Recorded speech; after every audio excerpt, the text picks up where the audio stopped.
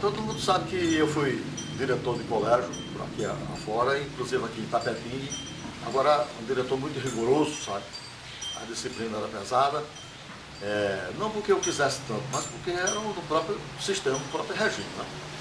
Ser rigoroso.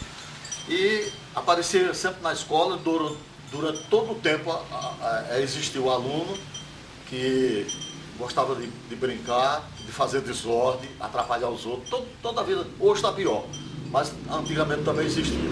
E aqui eu tenho desse tipo de aluno de antigamente que mexia também com a disciplina. Pois bem, aí apareceu lá a moda de botar rabo um no outro.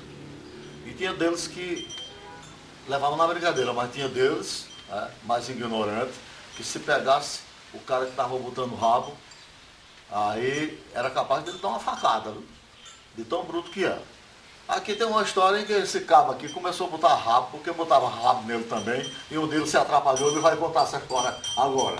Aqui, eu lembro demais. O professor baixou a portaria, pregou na parede, em todas as salas de aula, que quem botasse o rabo ia copiar um livro de boa maneira. Eu lembro demais. E todo mundo tinha medo. E como eu não namorava, eu já com 23 anos não inventava de namorar, um dia os meninos cismaram lá na sala de aula para botar um rabo em mim. Juntou-se Gedilson, Antônio de Pedro Rosário, uma turma, e começaram com uma história que iam me segurar para uma menina me agarrar. Mas o intuito deles era para, na hora que a menina estivesse amarrando, colocar o rabo em mim. E assim fizeram. Chegaram de surpresa, me amarraram, me seguraram e colocaram o rabo. E o sinal de ter rabo na sala de aula era um aboi.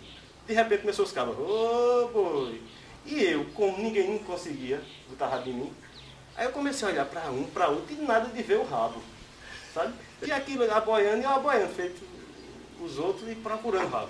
Nisso lembro demais, como o colégio era muito organizado, o professor lembra que tinha os filtros e tinha um espelho, né? Na parede. Quando foi na hora do intervalo, eu fui para tomar água. Quando eu fui tomar água, eu fui olhar que jeito estava o cabelo. Quando eu olhei no espelho, vi aquela ponta de branca. Quando eu puxei, era o rabo. E deixa que um amigo meu, Neguinho Viana, na sala de aula, era o que mais ria. Eu digo, Neguinho, foi ele, você não vai pagar o pato. Fui no balde de lixo, tinha um balde de lixo que era até de zinco. Encontrei uma fibra, fiz um cordão. Cheguei lá, passei pelas riadas dele, amarrei ele na banca. Deus me perdoe que eu não sabia que a primeira aula, depois do intervalo, era de religião. E quando a professora chegava, mesmo que não fosse católico, tinha que fazer o quê? Tinha que se levantar. Quando o Neguinho foi se levantar, pendurou a carteira assim. Aí Neguinho, muito bravo, invocado, mas rapaz, pegou a banca e disse, eu vou levar para a secretaria, e saiu pegado na banca. Quando ele chegou lá, aí a bicicleta falou, ó Heráclito, é melhor deixar botar rabo de papel do que rabo de banca. Nisso ele voltou para a sala de aula e começou a bater a banca na parede e eu atrás querendo cortar. Então ele não sabia que tinha sido eu.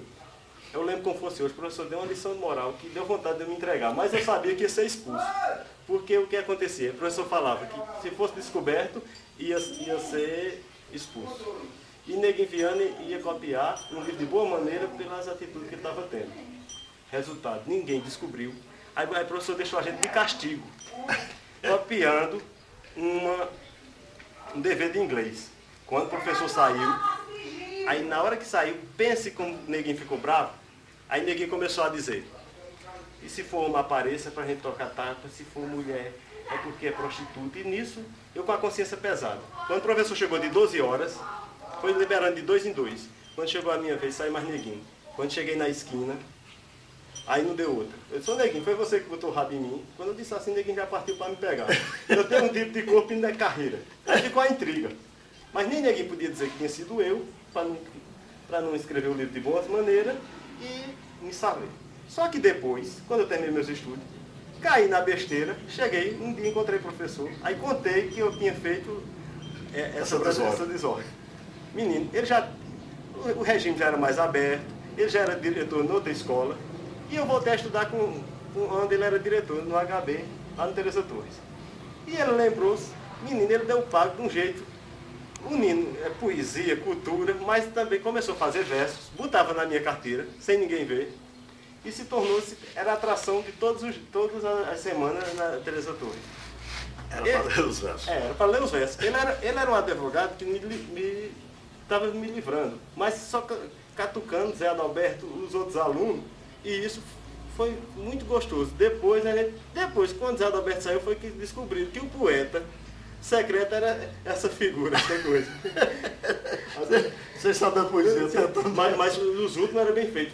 Bem feito. Agora, como naquela época não existia computador, já era feito na máquina, que a gente sabia que estava saindo. Pensamos que era lá do sindicato, que não tinha máquina de escrever. Pensamos que onde tinha uma máquina de escrever, a gente maldava e deixa que era lá. A gente se revezava, o menino ficava olhando para ver se flagrava e cegava a gente, a gente não via. Estava debaixo, jogava dentro da sala de aula, estava dentro das bancas. E aí, pensa que o tempo bom, e essas coisas marcaram para sempre. Naquela época era bom demais.